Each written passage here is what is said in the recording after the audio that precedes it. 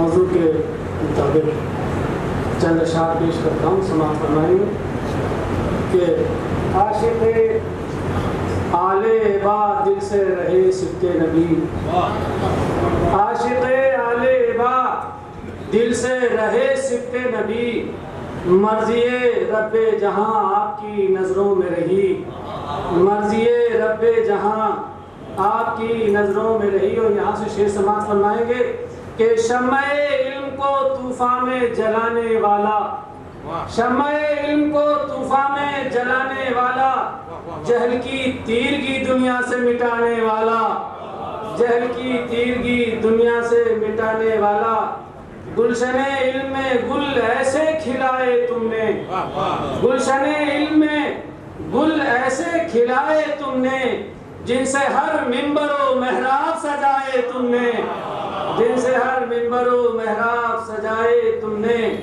ذات واحد میں نہاد دیکھے گئے کتنے کمال، ذات واحد میں نہاد دیکھے گئے کتنے کمال، اور چہرے سے جھلکتا تھا مسیحا کا جمال، اور چہرے سے جھلکتا تھا مسیحا کا جمال۔ اور یہاں سے شعر دیکھیں گے کہ ابن مریم کی طرح، ایک صلوات پڑھنے پر محمد اور چہرے سے جھلکتا تھا مسیحا کا جمال، ابن مریم کی طرح تم نے مسیحائی کی، ابن مریم کی طرح تم نے مسیحائی کی، تنگ دستی میں بھی ملت کی پذیرائی کی، تنگ دستی میں بھی ملت کی پذیرائی کی، آپ کے چہرے پہ دیکھے نہیں آثار غرور، ہم نے دیکھا ہے ہر ایک حال میں شاد و مسرور، ہم نے دیکھا ہے ہر ایک حال میں شاد و مسرور، دولت علم و عمل پر رہے نازا ہر دم، دولت علم و عمل پر رہے نازا ہر دم، مشعل راہ بنا رہتا تھا قرآن ہر دم، مشعل راہ بنا رہتا تھا قرآن ہر دم، فضل ایسا ہے کہ دشمن نے شہادت دی ہے، فضل ایسا ہے کہ دشمن نے شہادت دی ہے، آپ نے سر پہ نہیں دل پہ حکومت کی ہے، آپ نے سر پہ نہیں دل پہ حکومت کی ہے، سر نادانی پہ ضربت یہ بڑی کاری ہے، سر نادانی پہ ضربت یہ بڑی کاری ہے، آپ کا فیض زمانے میں ابھی جاری ہے، آپ کا فیض زمانے میں ابھی جاری ہے، بن کے گلزار صدا مہکا رہے باب العلم، بن کے گلزار صدا مہکا رہے باب العلم، مشعل راہ اداروں کا رہے باب العلم، مشعل راہ اداروں کا رہے باب العلم۔ بہت شکریہ۔ گزار ہوں ایک ایسے ادارے کے ذمہ دار کہ جس ادارے کی خدمات صرف ایک شہر سے محدود نہیں ہیں، بلکہ شاید ہی ہندوستان کا کوئی شہر، کوئی قریہ، کوئی گاؤں ہو جہاں اس ادارے نے خدمات انجام نہیں دی۔ واقعی میں اپنے دل کی گہرائیوں سے یہ باتیں کہہ رہا ہوں کہ میں اس ادارے سے زیادہ محسن ادارہ اپنی نظروں میں نہیں دیکھا میں نے کسی کو۔ آپ سب سمجھ گئے ہوں گے کہ جس ادارے کے ذمہ دار کو اس وقت میں یہاں بلانے والا ہوں، تنظیم المکاتب لکھنؤ کے سیکریٹری عالی جناب حجت الاسلام والمسلمین مولانا سید صفی حیدر صاحب قبلہ کی خدمت میں گزارش گزار ہوں کہ ادارے کی فلاح و بہبود کی اور بقا و دوام کے لیے تاکہ وہ امام عصر کے ظہور تک انشاءاللہ باقی رہے، دشمنوں کے شر سے محفوظ رہے، باوجود بلند صلوات پڑھیں۔ اللہم صلی علی محمد وآل محمد۔ الحمدللہ رب العالمین والصلاة والسلام علی سید الانبیاء المرسلین ابی القاسم محمد وآلہ الطیبین الطاہرین۔ حضرات، میں انتہائی شکرگزار ہوں اور اس لائق نہیں ہوں کہ اس علمی اجتماع میں ایک عالم باعمل اور وہ عالم جس کے نہ پہچانے جانے کے تمام اسباب موجود تھے، فراہم تھے، لیکن اللہ نے کہا کہ تم اگر اپنے آپ کو پہچانوانا بھی چاہتے ہو تو یہ کوشش نہ کرو کہ خود کو پہچانواؤ، یہ کوشش کرو کہ لوگ خدا کو پہچانے تو خود پہچانے جاؤ گے۔ میں نے اتنی دیر بیٹھ کے جو کچھ یہاں سنا اور سیکھا، میں ان کی ذات کے بارے میں کچھ نہیں جانتا تھا، اور مجھے پہلے سے جب یہ سیمینار منعقد ہوا ہے تب سے کچھ میں کوئی گفتگو کرنے نہیں حاضر ہوا، چند کہہ سکتا ہوں تجاویز ہیں ذہن میں، جن میں سے بعض پر چھوٹے سے دائرے میں عمل کی کوشش کہا جاتا ہے، اور جو توفیق ہی ہم سے کچھ کراتی ہے اور ہماری بے عملی اس توفیق کو ہم سے چھین بھی لیتی ہے۔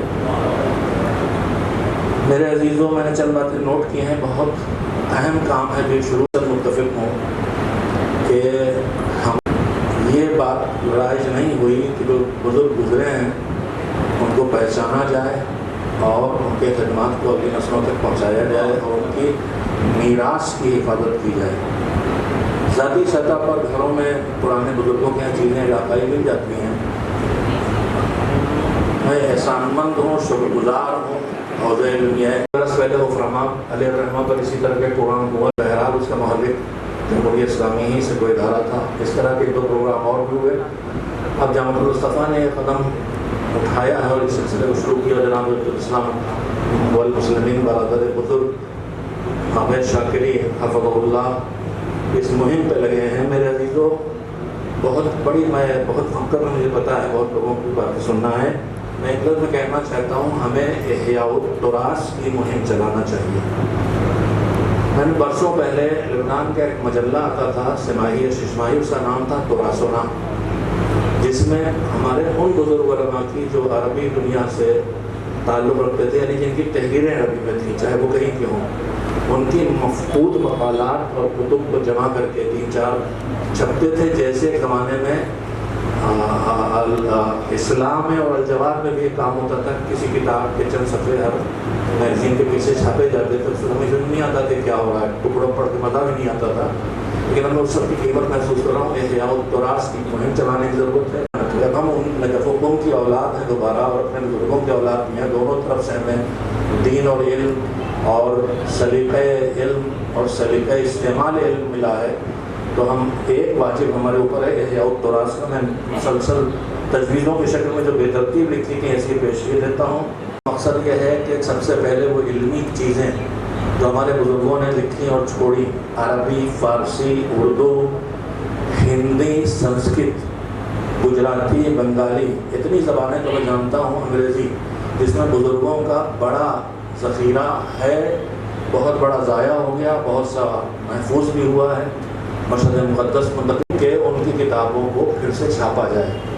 حقیر نے ایک بہت چھوٹی سی کوشش کی ہے جس میں آپ سب شامل ہوں گے، ہر سطح پر تو بہت بڑا کام ہو جائے گا کہ وہ کتابیں جو ہمارے ملک مفقود ہیں اور ہمارے بزرگوں کی ہیں، چاہے وہ کہیں چھپی ہوں یا ان کا PDF مل جائے یا کتاب مل جائے، تو کتاب کا PDF ملتا ہے ہمیں، تو اس میں فی الحال یہ کام کیا ہم نے کہ 5 سے 10 کتابیں پرنٹ کرتے ہیں بس، اور اسے آن لائن تنظیم مکاتب کے ای شاپ پر ڈال دیتے ہیں، جیسے جیسے قوم تک پہنچے طلباء کو پھر چھاپی جائیں۔ تو ہمیں ایک لائبریری اس کی بنانا چاہیے جس میں احیاء التراث کے عنوان سے ان کے سارے متروکات، خطوط، جو جس کے لیے مل جائے، جو بھی نزدیک میں گزرے ہیں، علامہ جوادی یا مولانا غلام نصیر اللہ مقامہ یا اس طرح کے اور بزرگ، ان کی چیزیں زیادہ مل جائیں گی، ماضی میں جائیں کم ملیں گے، لیکن کتابیں ڈھونڈے مل جائیں، کہیں نہ کہیں مل رہی، بہت بچا ہوا ہے اسے بچائیں۔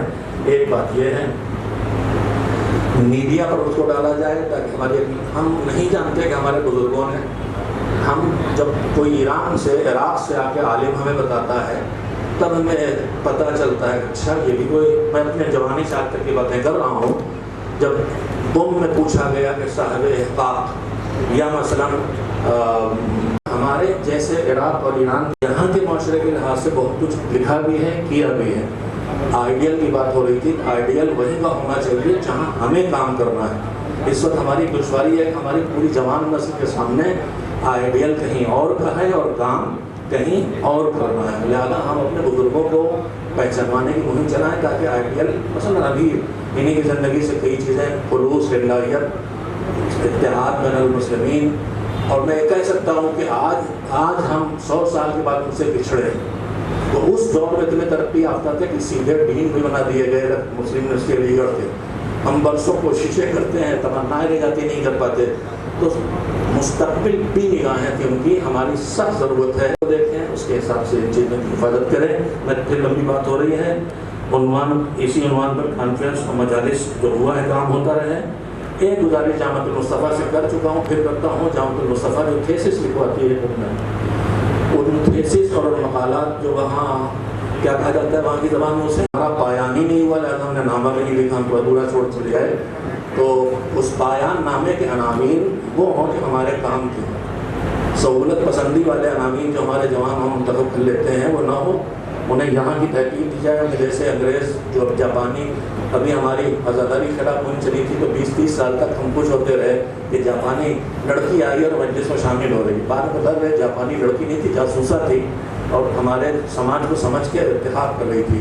تو ہمارے اپنے لوگ وہاں سے آئے اور یہاں کے تحقیق کریں، انہیں مخطوطات کو ڈھونڈیں، کتابوں کو ڈھونڈیں، ایک پورا شعبہ اس کا قائم ہو، معاف کیجیے گا، تو تھیسس لکھوائی جائے، شعبہ قائم ہو۔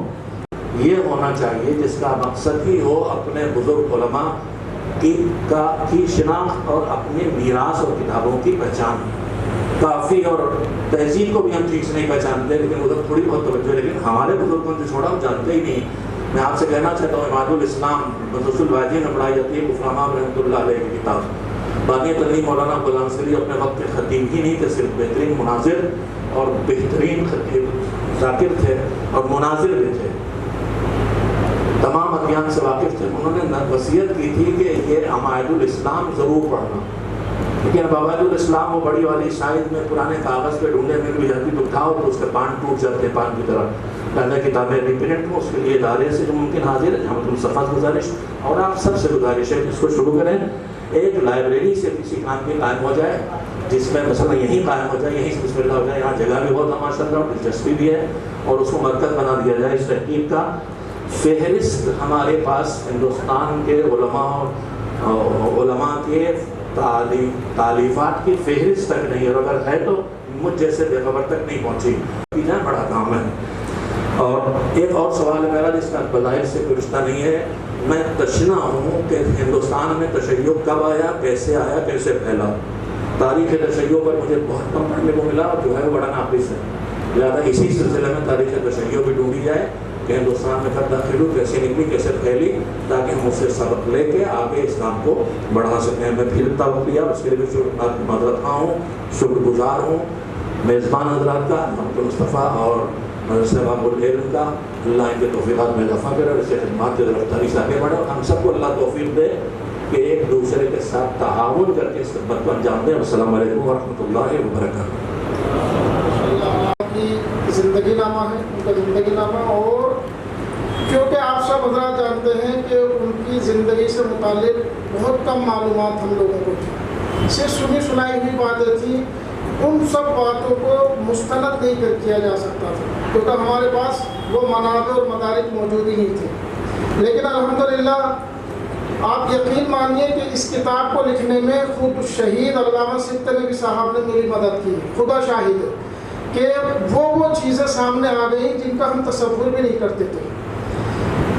بہت ساری تحریریں تھیں سابق علماء کی کہ جو ہم اس کے اندر لا چکے ہیں، جو پڑھی نہیں جا رہی تھی، وہ ہم نے 1917 سے لے کر اور تقریباً 1950-60 تک کی تحریریں ہیں وہ تحریریں۔ لیکن الحمدللہ ایسا ہوتا تھا کہ جب میں اس تحریر کو پڑھتا تھا تو 2 گھنٹے 3 گھنٹے لگ جاتے تھے، لیکن وہ لفظ سمجھ میں نہیں آتا تھا۔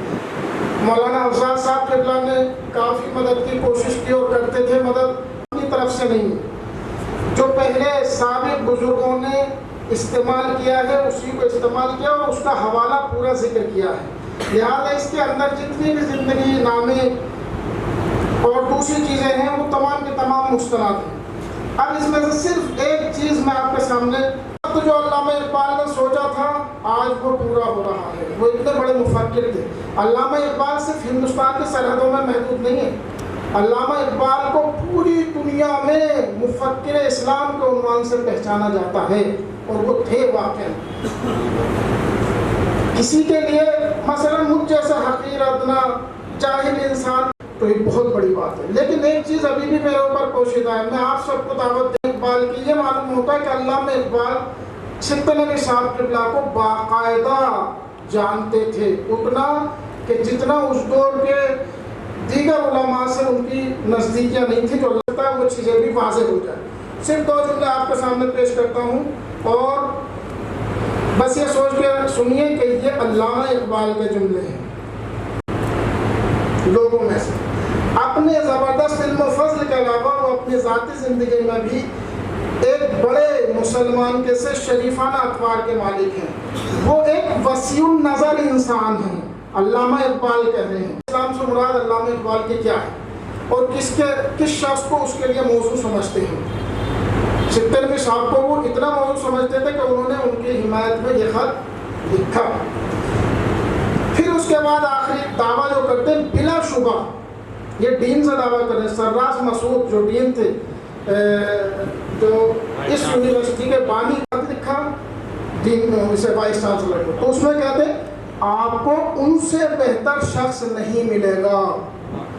کتنا کانفیڈنس تھا علامہ اقبال کو کہ آپ کو ان سے بہتر شخص نہیں ملے گا۔ تو یہ چیز بھی ایک قابل غور و فکر ہے کہ کو پیش کرنا حافظان ان کے استقبال میں اور شعراء کرام اہل فکر و نظر کے سامنے کشائی کرنا یقیناً جیسے طالب علم کے لیے اگر ناممکن نہیں تو دشوار ضرور ہے، مگر بہرحال میرا اساتذہ کرام اور ان کی حوصلہ افزائی اور در باب العلم سے تسلسل ہونے نے یہ حوصلہ 2 رباعی اور 1-2 خطاب آپ حضرات کی خدمت میں پیش کرنا چاہتا ہوں۔ خاص طور سے سماعت فرمائیں گے، رباعی سے اپنی بات کا آغاز کرتا ہوں۔ دیکھیے گا خاص طور سے اہل علم اور خصوصاً شعراء حضرات خاص طور سے توجہ دیں گے، اور چونکہ یہاں اگر پہلی بار تقریباً اس قسم کا موقع مل رہا ہے تو ایک مسرت کا مقام ہے میرے لیے، ایک فخر کی بات ہے۔ مسرت کا عیاب روشن ہوا اس در سے میرا ظرف دماغ، اس واسطے چھلکے ہے مسرت کا عیاب روشن ہوا اس در سے میرا ظرف دماغ۔ بابر میں کہاں اور کہاں سبت نبی، ایک ذرہ دکھانے لگا سورج کو چراغ۔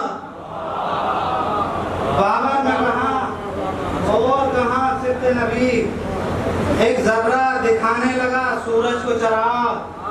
اور ایک رباعی یہ بھی ایک تاریخی رباعی ہے، تاریخی اس اعتبار سے کیونکہ سن 1443 ہجری چل رہا ہے، تو اس مصرے کے جب آپ عدد کو اکٹھا کریں گے تو اس کے 1443 عدد بن کے سامنے آتے ہیں۔ اسی خاص طور پہ تاریخی اعتبار سے اس رباعی کو دیکھیں گے خاص طور سے، کہ مومن کے لیے سخت رہے دنیا ہے، مومن کے لیے سخت رہے دنیا ہے، کم علم سمجھتے ہیں کہ بازیچہ ہے۔ مومن کے لیے سخت رہے دنیا ہے، کم علم سمجھتے ہیں کہ بازیچہ ہے۔ تو احسان ہے یہ سبت نبی کا بابر، جاری ہے صدا فیض کا جو دریا ہے۔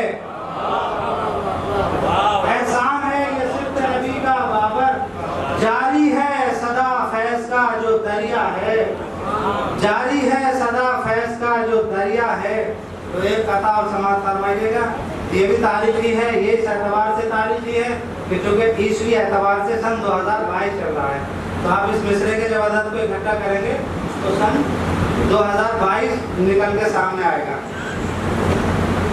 جو بھی کہنا ہے ہمیں کہتے ہیں بابر صاف صاف، موضوع کو ذہن میں رکھیں گے آپ حضرات، جو بھی کہنا ہے ہمیں کہتے ہیں بابر صاف صاف، فائدہ ظالم کو بخشے گا نہ اس در کا طواف۔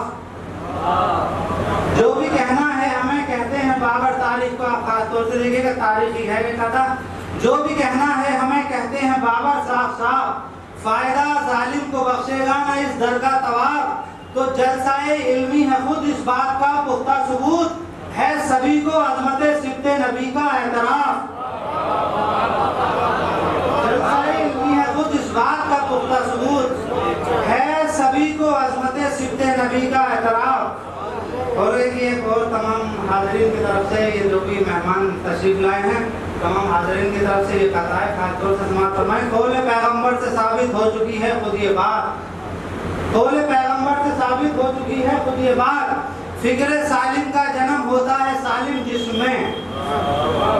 कौल पैगंबर से साबित हो चुकी है खुद ये बात, फिक्र सालिम का जन्म होता है सालिम जिसमें। तो है इकट्ठा अहले इल्म व फन गुज़िश्ता की तरह, जलसाए इल्मी है बाबर आज बाबुल इल्म में। है इकट्ठा अहले इल्म व फन गुज़िश्ता की तरह, जलसाए इल्मी है बाबर आज बाबुल इल्म में। जलसाए इल्मी है बाबर आज बाबुल इल्म में। ये कथा और समाज फरमाएंगे। ये 1443 हिजरी के एतबार से तारीखी है। आप इसके चौथे मिसरे के जब आदात को इकट्ठा करेंगे तो इरफानो आगही का जरिया है बाबुल इल्म, इरफानो आगही का जरिया है बाबुल इल्म, तशबीह है बाबे शहरे मदीना है बाबुल इल्म। इरफानो आगही का जरिया है बाबुल इल्म, तशबीह है बाबे शहरे मदीना है बाबुल इल्म। आकर यहाँ पे तिश्नाए तालीम शहर हो, सिद्दे नबी के फैज़ का दरिया है बाबुल इल्म। आकर यहाँ पे तिश्नाए तालीम शहर हो, सिद्दे नबी के फैज़ का दरिया है। खास तौर से समाअत फरमा लेंगे। ये भी तारीखी कथा है, लेकिन इसमें एक खुसूसियत ये है, इसके अगर तमाम हरूफ को इकट्ठा किया जाए तो उसके अदद 1332 बनते हैं। 1332 वो सने ईस्वी है, हिजरी है, जिसमें मदरसा बाबुल इल्म कायम हुआ। 1914 और हिजरी एतबार से 1300। जब आप इसका आदात को इकट्ठा करेंगे तो उसके आदात बनते हैं 1300, और 1300 आदात वो हैं जिसमें जनाब की विलादत हुई है। सने विलादत तीसरे मिसरे से निकल के आता है। जब चौथे मिसरे के आप आदात इकट्ठा करेंगे,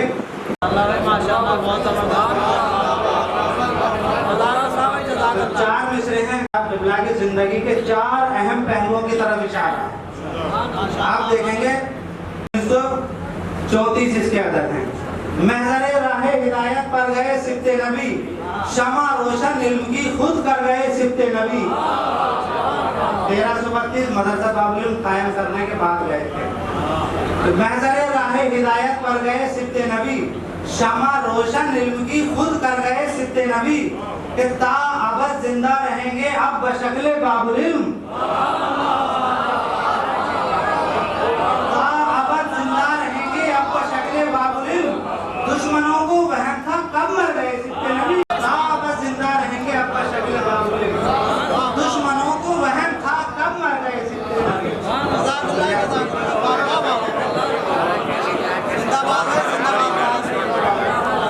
उम्र के लिए आवाज़ बुलंद सलामत